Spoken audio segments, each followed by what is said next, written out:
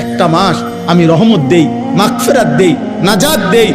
এক একটা নেকিকে আমি 70 গুণ না, শুধু হাজার লক্ষ কোটি গুণ নেকি বাড়ায়া দেই। এত কিছু দিয়ে আমি চেয়েছি যেন আমার বান্দা জান্নাতি হয়, মুত্তাকি হয়। তুমি বান্দা কদর করো। আর যদি কোনোভাবেই কদর না করে, তো শেষ কথা হলো, মনে রাখবেন, রমজানকে যে কদর করে না, রমজানেও যে গুনাহ করে, রমজানেও যে জাহান্নাম থেকে বাঁচার চেষ্টা করে না, রমজানেও যে জান্নাতের আমল করার চেষ্টা করে না, ভাই আমার, ছেলেরা আমার, বাবা আমার, পর্দার আড়ালের মা বোন আমার, সবাইকে এই শেষ কথা বলি। আল্লাহ রসুল বলছে, জিব্রাইল আইসা রমজানের শেষ দিন নবীজিকে আইসা বলে গেছে, ইয়া রসুল আল্লাহ, এত বড় রমজান পেল, ইফতার, সাহারি, তারাবি, এতেকাফ, শবে কদর, প্রতি ঘন্টা মিনিটে এত মাফ নেওয়ার সুযোগ থাকার পরেও যেই নাফরমান জাহান্নাম থেকে বাঁচার চেষ্টা করে নাই, গুনাহ থেকে আল্লাহর কাছে মাফ নেয় নাই, জান্নাতের জরুর আশা পূর্ণ করতে পারে নাই, আমল করতে পারে নাই, খোদার কসম নবীজি বলছে, জিব্রাইল আইসা বলছে, ইয়া রাসূলুল্লাহ, এমন নাফরমানের উপরে আল্লাহর লানত, আল্লাহর লানত, লানত, লানত। নবী বলছে আমিন, আমিন। মানে নবী বলছে, হ জিব্রাইল, আমিও বললাম, আল্লাহ এমন লানত আপনি কবুল করেন এই নাফরমান উম্মতের উপরে, আমি নবীরও লানত, যা তোর রূপে খোদার লানত পড়ুক, যা।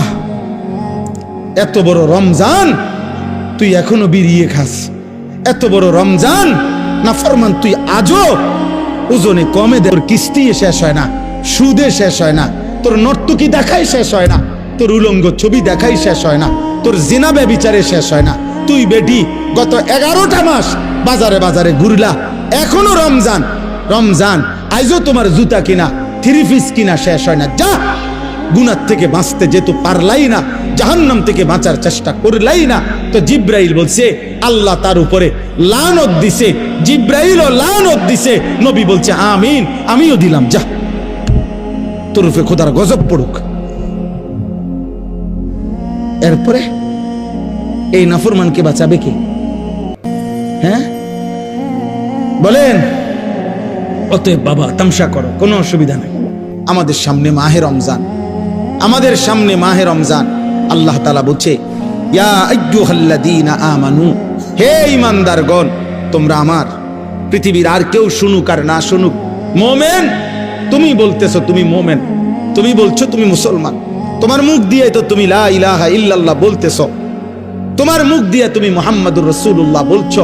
অতএব আমি তোমার কাছে চাচ্ছি, কুতিবা আলাইকুমুস সিয়াম, তোমাদের জন্য আমি রোজাকে ফরজ করলাম, কামা কুতিবা আলাল্লাযীনা মিন ক্বাবলিকুম, তোমাদের পূর্ববর্তী ঈমানদারদের উপরেও আমি রোজা ফরজ করেছিলাম। কেন? লাআল্লাকুম তাত্তাকুন। আল্লাহ বলছে, গত 11 মাসে আমি চেয়েছি তোমাকে মুত্তাকি বানাইতে। আমি 11 মাস ধরে বলছি, ইত্তাকুল্লাহ, ইত্তাকুল্লাহ, ইত্তাকুল্লাহ, আল্লাহকে ভয় করো, আল্লাহকে ভয় করো, আল্লাহকে ভয় করো, আল্লাহকে ভয় করো। কিন্তু কোনো পাত্তা দিলা না বান্দা, কোনো পাত্তা দিলা না। ঠিক আছে বান্দা, যাও, আমি আল্লাহ আবারও দয়া করে সব বাদ দিলাম, 11 মাস বাদ, যাও, একটা মাস মাত্র এবার, আইয়ামাম মাদুদাত, 30টা দিন, গোনা গোনা 30 দিন, 31 দিন হবে না, 32 দিন লাগবে না, 30 দিন, 30 দিন, কথা কথাই, প্রয়োজনে একদিন কমায় এলামু, 29 দিন, হয় 29, নয় সর্বোচ্চ 30। 30টা দিন তুমি রমজান পালন করবা, একটা গুনাহ করবা না, চুরি, ডাকাতি, জিনা, ব্যভিচার, মদ, জুয়া, অশ্লীলতা, বেহায়াপনা, অসভ্যতা, নোংরামি, বেপরদিগি, উলঙ্গতা, অসভ্যতা, হারাম উপার্জন করবা না। আর জিকির করবা, তিলাওয়াত করবা, রোজা রাখবা, ইফতার করবা, সাহারি খাবা, তারাবি পড়বা, শেষ দশকে এতেকাফ করবা, শবে কদর তালাশ করবা, প্রতিদিন কাঁদবা, দোয়া করবা, মুনাজাত করবা, একটা মাস গুনে গুনে আমার ইবাদত আমলে কাটাইবা, গুনাহ থেকে বেঁচে থাকবা। আল্লাহ বলেন, আমি 30 দিনেই তোমারে মুত্তাকি বানায়া জান্নাতি বানায়া দেব, লাআল্লাকুম তাত্তাকুন। আল্লাহ তাআলা বলছে, বান্দা কঠিন হবে না, কষ্ট হবে না, দেখো তুমি নিয়ত করলে পারবা। এখানে আছে, ইউরিদুল্লাহু বিকুমুল ইউসরা ওয়ালা ইউরিদু বিকুমুল উসরা। আল্লাহ তাআলা বলে, বান্দা আমি যেমনে যেমনে রমজান সাজাইছি, রমজান, রোজা, ইফতার, সাহারি, তারাবি, এতেকাফ, শবে কদর, যেটা যেমনে সেটিং করছি, আল্লাহ বলে বান্দা বিশ্বাস করো, আমি আল্লাহ খেয়াল রাখছি তোমার যেন সহজ হয়, কঠিন যেন না হয়। এইভাবে আমি আল্লাহ বিধানটা আমি নিজের হাতে সাজাইছি। ইউরিদুল্লাহু বিকুমুল ইউসরা, তোমার কঠিন হবে না, তোমার কঠিন হবে না। আমি জানি তোমার ভিতর বাহির, তোমার শরীরের যোগ্যতা কদ্দুর, এটা আমি দিছি বান্দা। তোমার শরীর স্বাস্থ্য, তোমার জীবন যৌবন আমি দিছি। তুমি অসুস্থ প্রচন্ড, কোনোভাবেই তুমি পারবা না, তো ঠিক আছে, ফামান কানা মিনকুম মারিদান, তুমি যদি প্রচন্ড অসুস্থ হও, যে অসুস্থতা রোগ বেড়ে যাবে রোজা রাখলে, তো ঠিক আছে, যখন সুস্থ হও তখন তুমি কাজা করে নিও। আল্লাহ বলছে লম্বা পথ সফর করবা, তোমার কষ্ট হবে মুসাফির, ঠিক আছে, তুমি ওই সময় রোজা ছেড়ে দিও, অন্য সময়ে যখন বাড়িতে থাকবা কাজা করে নিও। তুমি যদি একেবারে বৃদ্ধ দুর্বল হও, যে আর কোনোদিন সবল সুস্থ রোজা রাখার মতো যোগ্যতা তোমার ধারণা আর কোনোদিন হবে না, তো আল্লাহ বলেন অসুবিধা নাই, যাও ফিদিয়াতুন তুআমু মিসকিন, প্রত্যেক রোজার বিনিময়ে এক সাদকায়ে ফিতির, রমজানে যে ফিতরা দেন এই ফিতরা পরিমাণ একজন মিসকিনকে খাবার বা সমপরিমাণ মূল্য তুমি দিয়ে দাও। আল্লাহ বলেন সব রকমের সুযোগ রাখছি। প্রচন্ড দুর্বল হলে কি করবা, মুসাফির হইলে কি করবা, একেবারে বৃদ্ধ হইলে কি করবা, এইভাবে গর্ভস্থিত নারী যার গর্ভে বাচ্চা আছে তার জন্য কি করতে হবে, আল্লাহ তাআলা বলেন আলাদা আলাদা করে বলছি, কঠিন কিছু বলি নাই। সন্ধ্যা থেকে নিয়ে সুবহে সাদিক পর্যন্ত খাও, পান করো, স্বামী স্ত্রী মিলামেশা করো, সুবহে সাদিক থেকে সূর্যাস্ত পর্যন্ত শুধু এইটুকু সময় খাদ্য খাবার থেকে বিরত থাকো। শেষ দশক ইতিকাফের চেষ্টা করো, বেজর রাত্রিগুলো সবে কদর তালাশ করো, গুনাহ কইরো না।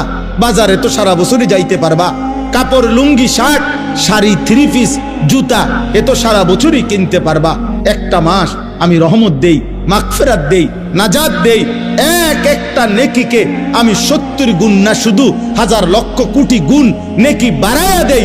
এত কিছু দিয়ে আমি চেয়েছি যেন আমার বান্দা জান্নাতি হয়, মুত্তাকি হয়। তুমি বান্দা কদর করো, আর যদি কোনোভাবেই কদর না করে তো শেষ কথা হলো মনে রাখবেন, রমজানকে যে কদর করে না, রমজানেও যে গুনাহ করে, রমজানেও যে জাহান্নাম থেকে বাঁচার চেষ্টা করে না, রমজানেও যে জান্নাতের আমল করার চেষ্টা করে না, ভাই আমার, ছেলেরা আমার, বাবা আমার, পর্দার আড়ালের মা বোন আমার, সবাইকে এই শেষ কথা বলি। আল্লাহ রসুল বলছে জিব্রাইল আইসা রমজানের শেষ দিন নবীজিকে আইসা বলে গেছে, ইয়া রাসূলুল্লাহ, এত বড় রমজান পেল, ইফতার, সাহারি, তারাবি, এতেকাফ, শবে কদর, প্রতি ঘন্টা মিনিটে এত মাফ নেওয়ার সুযোগ থাকার পরেও যেই নাফরমান জাহান্নাম থেকে বাঁচার চেষ্টা করে নাই, গুনাহ থেকে আল্লাহর কাছে মাফ নেয় নাই, জান্নাতের জরুর আশা পূর্ণ করতে পারে নাই, আমল করতে পারে নাই, খোদার কসম নবীজি বলছে, জিব্রাইল আইসা বলছে, ইয়া রাসূলুল্লাহ, এমন নাফরমানের উপরে আল্লাহর লানত, আল্লাহর লানত, লানত, লানত।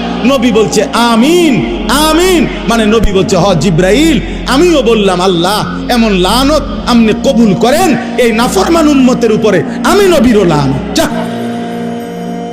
তোর রূপে খোদার লানত পড়ুক, যা। এত বড় রমজান তুই এখনো বিড়িয়ে খাস, এত বড় রমজান নাফরমান তুই আজও ওজনে কমে দে, তোর কিস্তি শেষ হয় না, সুদে শেষ হয় না, তোর নর্তকী দেখাই শেষ হয় না, তোর উলঙ্গ ছবি দেখাই শেষ হয় না, তোর জিনা ব্যভিচারে শেষ হয় না। তুই বেটি গত 11টা মাস বাজারে বাজারে ঘুরলা, এখনো রমজান, রমজান আইজও তোমার জুতা কিনা থ্রি পিস কিনা শেষ হয় না, যা। গুনাহ থেকে বাঁচতে যেহেতু পারলাই না, জাহান্নাম থেকে বাঁচার চেষ্টা করলাই না, তো জিব্রাইল বলছে আল্লাহ তার উপরে লানত দিছে, জিব্রাইলও লানত দিছে, নবী বলছে আমিন, আমিও দিলাম, যা তোর উপরে খোদার গজব পড়ুক। এরপরে এই নাফরমানকে বাঁচাবে কে? হ্যাঁ বলেন? অতএব বাবা তামসা করো, কোনো অসুবিধা নেই, এ কথা শেষ আমার। মনে রাখো, হাসি কান্না, আনন্দ বেদনা, সুখ দুঃখ, হ্যাঁ, আনুগত্য অবাধ্য, ঈমান কুফর, কোনো কিছুতেই পৃথিবী থামে না, তুমিও থামতা না, একদিন কবরেই চলে যাইত। হাসলেও কাঁদলেও, সুখে থাকলেও দুঃখে থাকলেও, ইমানদার হইলেও নাফরমান হইলেও, আনুগত্য থাকলেও আনুগত্য না থাকলেও, সেজদা দিলেও মৃত্যু হবে, সেজদা না দিলেও মৃত্যু হবে। সেজদা দিতে দিতে আব্দুল কাদের জিলানী হইলেও মৃত্যু হবে, নাফরমানি করতে করতে ফেরাউন নমরুদ হইলেও কি হবে? অসুবিধা নাই, কোনো অসুবিধা নাই। চলো ভাই, কারো জন্য পৃথিবী থামে না। আমাদের কারো মৃত্যুতে, আমাদের কারো জন্মে সেকেন্ড, ঘন্টা, মিনিট, এক সেকেন্ড থামে না। সময়ের গতি থামে? কথা বলে না। পৃথিবী থামে কারো জন্য? না না। কোন ক্ষমতাধরের মৃত্যু আর কোন ফকিরের মৃত্যু, সময়ের কাছে সবাই বরাবর। সময় বলে আমি চলছি তো চলছি, কে মরলো, কে জিতলো, কে হারলো, কে জন্ম নিল, আমার তো সময়। আমি যাচ্ছি আখিরাতের দিকে, আমি যাচ্ছি কবরের দিকে। অকুল্লুম ফি ফালাকিন ইয়াসবাহুন। আল্লাহ বলে সব কিছু তার নির্ধারিত কক্ষপথে, গন্তব্যের দিকে, মানে আখিরাতের দিকে চলছে, সব চলছে। আমরা সবাই যাচ্ছি কোন দিকে? কথা বলে না। আমরা যাচ্ছি কোন দিকে ভাই? আখিরাতে, আখিরাতের দিকে। অতএব ব্যক্তি, ঘর, সংসার, পরিবার, দেশ, রাষ্ট্র, রাজনীতি, ক্ষমতা, সবকিছুতে আখিরাতকে প্রাধান্য দিবেন। বলেন ইনশাআল্লাহ, বলেন ইনশাআল্লাহ। ভোটের আগের দিনও আখিরাতকে প্রাধান্য দিবেন, ভোটের দিনও আখিরাতকে প্রাধান্য দিবেন, ভোটের পর দিনও আখিরাতকে প্রাধান্য দিবেন, আখিরাতকে প্রাধান্য দিবেন। কোনোভাবেই দুনিয়ার কাছে বিক্রি যাবেন না। আল্লাহ আমাদেরকে হেফাজত করেন, আল্লাহ আমাদেরকে কবুল করে নেন আমার ভাই। অতএব আলহামদুলিল্লাহ, আজকে এই মুবারক মাহফিলে অনেক কষ্ট করছেন আপনারা, এত লম্বা সময় সবর করছেন। আলহামদুলিল্লাহ, আল্লাহ তাআলা এই ফুলগড় বারেশ্বর মাদ্রাসা আল্লাহ কবুল করে নেন। আজকে যেই ছেলেরা হাফেজে কোরআন হয়েছে, আল্লাহ তাদেরকে কবুল করে নেন। যাদের সহযোগিতা করেছে, তাদেরকে হাদিয়া দিয়েছে বিভিন্ন রকমের, মাশাআল্লাহ, আল্লাহ তাআলা তাদের সবাইকে কবুলার মঞ্জুর করে নেন। আমার একটা ছোট্ট পরামর্শ আছে, সেই পরামর্শটা হইল, না মানলেও সমস্যা নাই, বাকি আমি আমার পরামর্শ হইল, ওই যেই প্রবাসী কল্যাণ সংস্থার নাম বলছেন কি জানি, বারেশ্বর প্রবাসী কল্যাণ, বারেশ্বর প্রবাসী কল্যাণ সংস্থার কাছে, আপনাদের কাছে আমার পরামর্শ হলো, আমার আন্তরিক প্রশংসা হলো, প্রতি বছর যে হাফেজে কোরআন হবে তাকে একটা সাইকেল পুরস্কার দেওয়া হবে। সাইকেল পুরস্কারের সাথে কোরআনের হাফেজের কি সম্পর্ক আমি এটা বুঝলাম না, আমার এটা মাথার ধরল না। সাইকেলের সাথে কোরআন হেফজের সাথে সম্পর্ক কি হইল? এতে করে সে কি করবে? মানে হাফেজে কোরআন সাইকেল দিয়া আলাদা কি লাভবান হবে, এটা আমার মাথায় ধরল না। হ্যাঁ, এটা আমি বুঝলাম না। এই জন্য আমার পরামর্শ হলো, কোনো হক্কানি মুত্তাকি আলেমে দিন থেকে পরামর্শ নিয়ে আপনি জেনে নেবেন যে কোনো তালেবে ইলমকে, কোনো মাদ্রাসার ছাত্রকে, কোনো হাফেজে কোরআনকে কি পুরস্কার দিলে তার উত্তম হবে, তার সারা জীবনের এলেম অর্জনের জন্য কাজে লাগবে, পড়ালেখার জন্য কাজে লাগবে। এখন এইটা দিয়ে যদি সে কালকার থেকে গোটা 1 মাস চরকির মতো সারাটা মুরাদনগর গড়ে, তাইলে প্রবাসী কল্যাণ সংস্থার নেকি কি হবে আমি বুঝি না। এই জন্য আমি এটা ফিরাইয়া নিতে বলি না।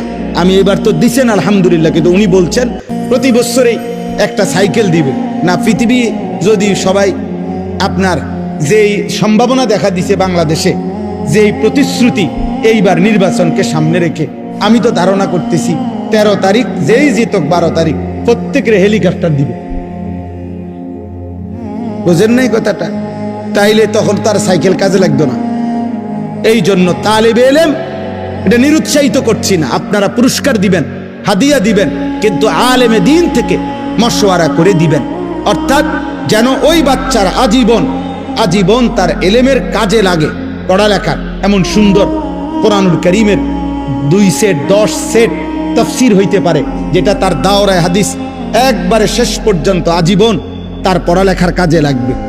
রাসূলুল্লাহ সাল্লাল্লাহু আলাইহি সাল্লামের হাদিসের অনেক কিতাব, তাকে 30,000 টাকার কিতাব দেন, তারে 20,000 টাকার কিতাব কিনে দেন, যেটা সে আজীবন কি করবে? পড়ালেখা করবে।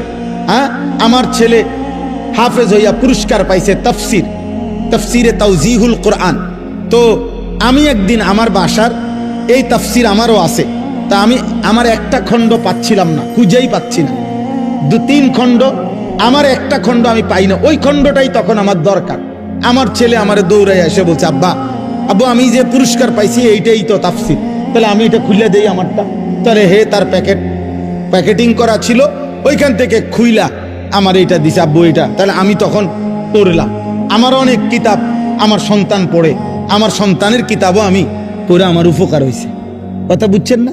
এই জন্য আগামী দিনে আপনাদের কাছে অনুরোধ রইল, সাইকেল না বরং তার এলেমের সাথে কোরআন সুন্নাহর এলেম শিখবে এমন কিছু, যার দ্বারা এরকম কিছু হাদিয়া দিলে সেটা বেশি পরিমাণে হোক, ইনশাআল্লাহ এতে বরকত হবে। আপনারাও সাদকায়ে জারিয়ার সওয়াব পাইতে থাকবে।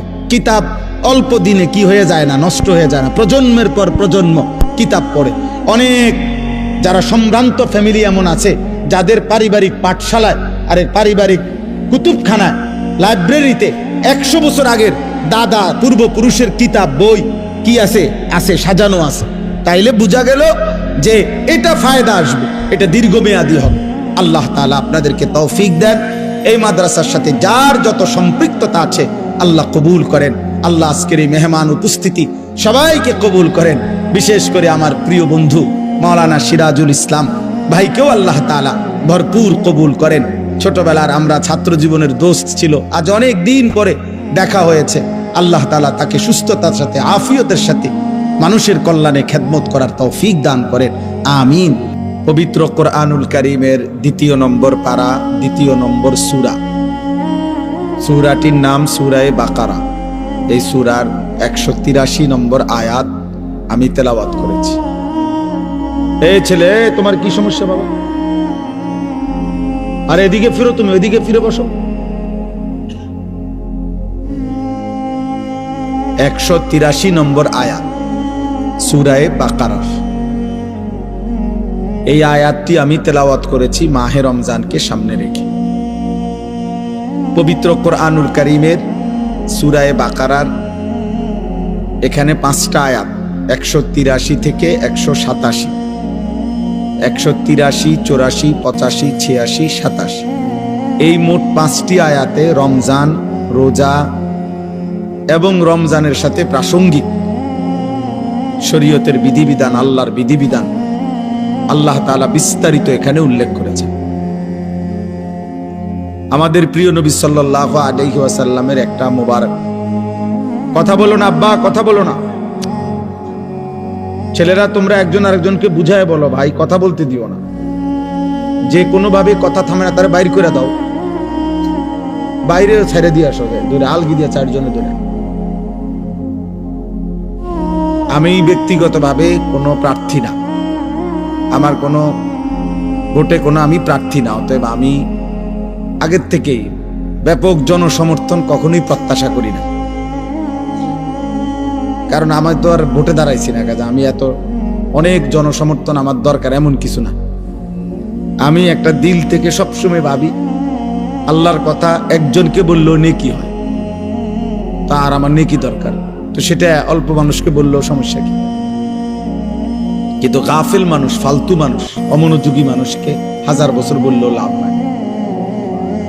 যেই কলস উল্টানো, যেই জগ উল্টানো, উল্টানো কলসিতে 1 সাগর পানি ঢাললেও এটা কোনোদিন পুড়বে না, কারণ এটা তো কলসটা কি উল্টা।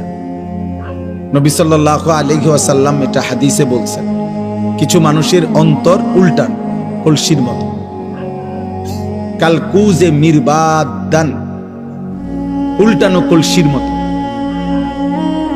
নবীজি সাল্লাল্লাহু আলাইহি সাল্লাম বলছেন, মানে কলস উল্টানো, দিলটাও উল্টানো। এবং নবীজি বলছেন শুধু উল্টানো কলস না, বরং কলসির উল্টা পিঠে আল কাতরা দিয়া মাইখা দিছে, যাতে করে 1 ফোঁটা পানিও না জমে, পিছলা হয়। তো নবীজি সাল্লাল্লাহু আলাইহি সাল্লাম বলেছেন, কিছু নাফরমানের অন্তর আল্লাহর অবাধ্যতা করতে করতে তার দিল উল্টে যায়। ফলে একটা সময় হয় এমন, লা ইয়ারিফু মারুফান ওয়ালা ইউনকিরু মুনকার, তখন আর কখনোই পরবর্তীতে আল্লাহর গজব যখন হয়, তখন আর কখনোই তার ওই উল্টা অন্তরে কোনো নেক কাজকে নেক কাজ মনে হয় না, কোনো গুনার কাজকে গুনাই মনে হয়। এটা মানুষের জীবনের সবচেয়ে বড় দুর্ভাগ্য। কারণ এটুকু অনুভূতি যদি কারো চলে যায়, তো তার জীবনে আর কিছু থাকে না। কম বেশি ভুল পাপ দোষ ত্রুটি আমাদের সবার আছে, হুজুরেরও, পাবলিকেরও, ফির সাহেবেরও, মুরিদ সাহেবেরও। কিন্তু বিষয়টা হলো অনুভূতি থাকা, নিজের বিবেক বোধ কাজ করে, আত্ম অনুভূতি আছে যে না, কাজটা আমি ঠিক করিনি, এটা উচিত হলো না, এটা আমার জন্য আল্লাহ তাআলার নিষেধ, এটা আমার জন্য আদেশ। এই যে এই বিবেক বোধ, পার্থক্য শক্তি, এটা যদি কমপক্ষে থাকে তো নিয়ামত, ধীরে ধীরে লোকটা বদলায়। কিন্তু 30 বছর 40 বছর ধরে প্রতিদিন এক তালে মিথ্যা কথা বলতেছে, এটা কোন ধরনের পাপ? দেন এক নিয়মে, এক ঢঙ্গে মিথ্যাই বলতেছে। আজকে 40 বছর ধরে সুদ খায়, এটা কেমন সুদ করে? আজকে 60 বছর ধরে প্রতিদিন গালি দেয় এক তালে, এটা বেটার কথা বললেই নিয়ম গালিলেন। এক হাতে সিগারেট খাইতেছে, মুখে অকথ্য গালিগালাজ করতেছে, সামনে রঙিন টেলিভিশনে নাচ গান চলতেছে। মানে এটা যে গুনাহ, বছরের পর বছর তার বিবেকের মধ্যে এতটুকু অনুভূতিও নেই। এটা অনেক বড় লানত, অভিশাপ। এটা অনেক বড় দুর্ভাগ্য, বদনসিব, যে দিনের পর দিন, মাসের পর মাস গুনার পর গুনাহ, কিন্তু তার কখনো এটা অনুভূতিও হয় না। তার অনুভূতিও হয় না, তার শরীরে কোনো সৌদে নাই। ওই যে সর্দি মারাত্মক হইলে ঘ্রাণ শক্তি কমে যায়, তখন তার আর নাকে সুদ থাকে না। এই গুনাহ আর নাফরমানি যখন বেড়ে যায়, তো ধীরে ধীরে মানুষের উপরে যে মুসিবতটা আসে সেটা হলো আল্লাহর পক্ষ থেকে যেই আযাব আসে, সেই আযাব হলো আল্লাহ তাকে আত্মভোলা করে দেয়। ফাআনসাহুম আনফুসাহুম। এজন্য তাফসীরের মধ্যে আছে, কোন মানুষের উপরে দুনিয়াতে আল্লাহর সবচেয়ে বড় শাস্তি কি? দুনিয়াতে সবচেয়ে বড় শাস্তি, তাকে আল্লাহ আত্মভোলা করে দেয়, আপন ভোলা।